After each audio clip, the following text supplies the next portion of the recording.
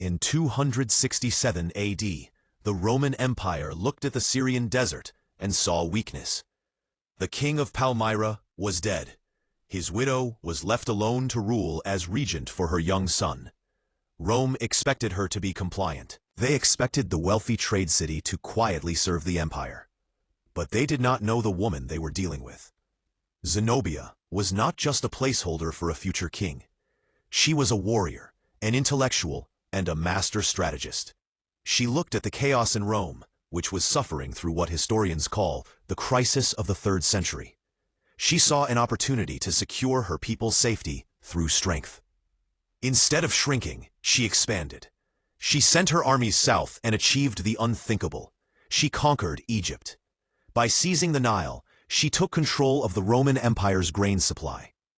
It was a direct stranglehold on the food that fed the city of Rome. She began to style herself as a partner to the emperor, and eventually as an empress in her own right. For a few short years, the Palmyrene Empire controlled the vital trade routes of the East. But the Roman Emperor Aurelian was a soldier of immense capability. He could not allow this defiance to stand. In 272 AD, he launched a massive campaign to restore order to the East. The legions marched across the sands to face her. Zenobia rode with her troops, commanding respect and loyalty from her soldiers. The battles were fierce, but the discipline of the Roman legions eventually overwhelmed the desert cavalry. She retreated to Palmyra, hoping the desert walls would save her.